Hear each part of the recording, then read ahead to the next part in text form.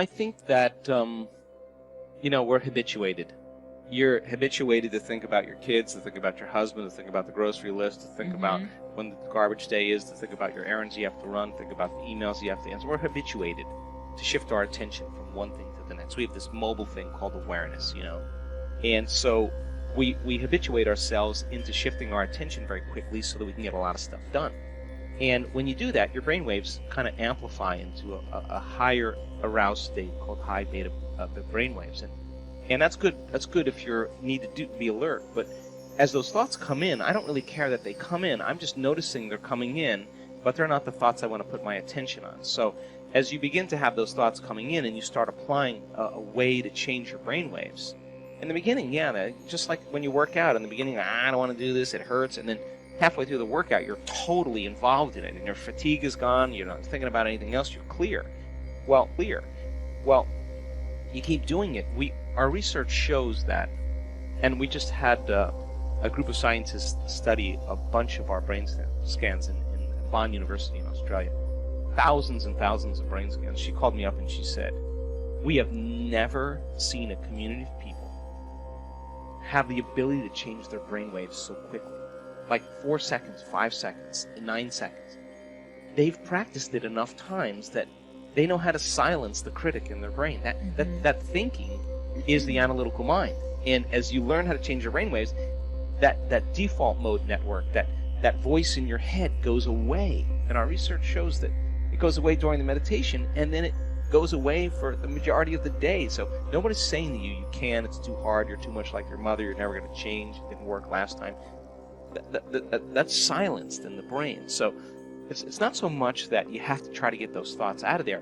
You're going to come and you keep directing your thought at something else, and you keep applying the formula. Sooner or later, the chatter just goes away, and that's the relief. And you practice it, then you know when you're there and you know when you're not. And so when I do my inner work, the most important thing for me is to settle into that present moment. Because when there's significant biological changes that are taking place in the brain and the heart, sometimes you feel so amazing you don't want anything any longer. You feel like you have everything. And that's what I call the natural state of being. There's coherence, high level of order in the brain. The brain is synchronized, it's orderly. The heart is synchronized, it's orderly, it's driving new energy to the brain. Once energy moves into the heart, our research as well as other research shows that it amplifies energy into the brain. Now you have a different awareness. You're feeling differently, you're thinking differently because you're at a different level of consciousness. So getting to that point where you're self-regulated, you no longer live in lack, you no longer live in separation. In fact, you're no longer needing anything out there to bring you joy or happiness. It's actually coming from within. So now you're more tolerant with people, you're less reactive, you don't really want to emotionally react because you like the way you feel. And our research shows that people's oxytocin levels, their love chemicals, way higher than the average person. Well, that's because you are what you practice. So every day they practice opening their heart. In survival and stress, not a time to open your heart, right? It's time to run, fight, or hide. Yeah. So we close that down. We stop trusting that, and we stop trusting ourselves.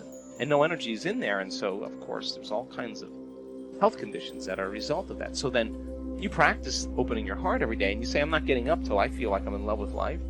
Well, now game is on. You're out of the bleachers. You're on the field. And in the beginning, it takes a little work, but over time, you start practicing that. All of a sudden, when you feel that way, and you're no longer needing it from your outer world, you're going to be more unconditional with everybody in your life because you're not going to want to lose this feeling. You're going to say, I feel so good that I'll forgive you. I don't really care because nothing's worth losing this feeling. And so people work for it, and they covet it, and they learn how to maintain it. And it's not just about doing the meditation and then getting up and getting on the freeway and flipping people off or judging your coworker the next moment. You're doing that meditation to change your state of being, and then your job is to maintain that modified state of mind and body your entire day. And when you do, get ready. Something unusual, something different, some synchronicity, some coincidence, some opportunity is going to show up in your world. That's the law. And then all of a sudden, you start believing you're more of the creator of your life and less of the victim of your life. Because victimization is like, why are you unhappy? Well, because from a biological standpoint, is something out there. I'm allowing something out there to control how I feel and how I think, and that's a victim. So when you start to see how you think and how you feel begins to produce an effect in your life, you start believing less that you're a victim and more that you're the creator of your life. And that's when people start getting empowered, and they say, wow, I didn't do anything. It just kind of came to me, of course, because nobody changes until they change their energy. When you change your energy, you change your life, and changing your state of being with a clear intention and an elevated emotion is producing a very dramatic change in the field. And your job is to be able to maintain it independent of the conditions in your environment, independent of the chemical, emotional, habitual needs in your body, and independent of time. And being able to do that for an extended period of time, you start to see the universe start to give you feedback. And when you start measuring, wow, you at cause, then you wake up in the morning and you want to do it. It's not like, oh, geez, I got to go create my life.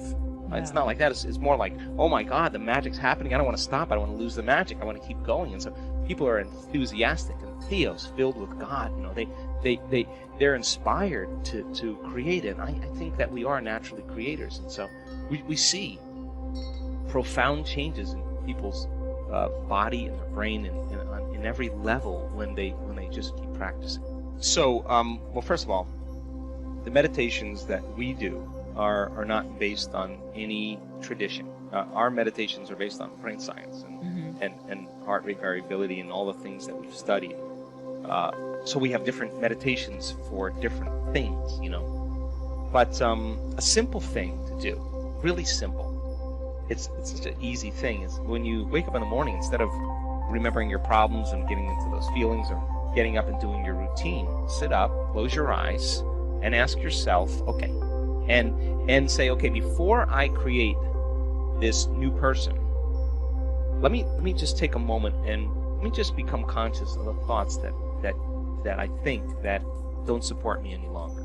I can't, it's too hard, I'll start tomorrow. You start writing those thoughts down, becoming familiar with those.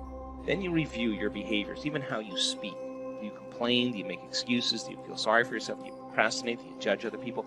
Just get a list and write those down. Look at the emotions that cause you to fall to a lower denominator every day, and just become aware of those and review those thoughts, behaviors, and emotions. Become so familiar to them, so conscious of them, that you won't go unconscious to them in your waking day. Now, that is the process. That's to know thyself, and it's amazing because you could actually anticipate the thought before it's coming. When you get good at this, you're like, oh no, I'm not going to go there, because you're so aware of those thoughts now.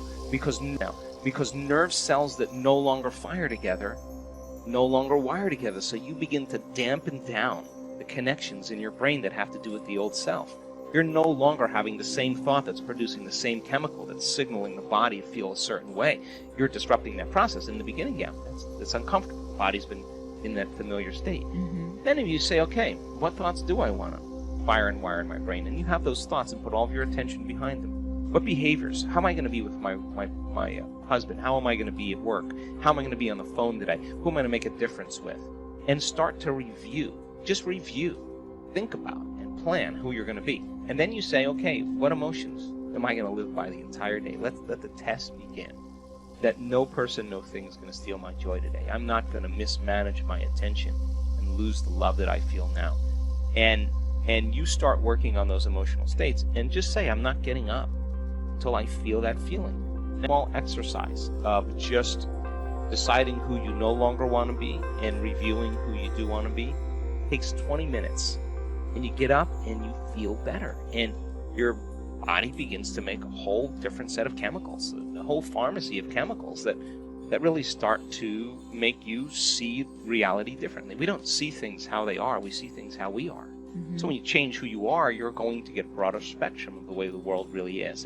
And look, people who are unhappy with themselves are unhappy with everybody. People who hate other people, they hate themselves. People who judge other people, they're always judging themselves. People who love themselves love other people. People who are happy with themselves are happy with other people. And you can say to me, well, it was this person or that thing that did it to me 25 years ago. And I'm going to say to you, wow, that means you haven't changed in 25 years. That experience was the end of your evolution. Because when you say, that person or that experience did it to me. You're saying, that person or that experience did it to me. You're saying, I stopped growing and changing in that moment. And the stronger the emotion you feel, the more altered you feel, the more you put your attention on that person. So then it makes total sense then that the latest research on memory says that 50% of what we talk about in our past isn't even the truth, that memory is creative. We make stuff up. Yeah, there's research on memory that says that when you tell a story of your past, that you don't have the same brain that you did at that moment. That 50% of that you embellish.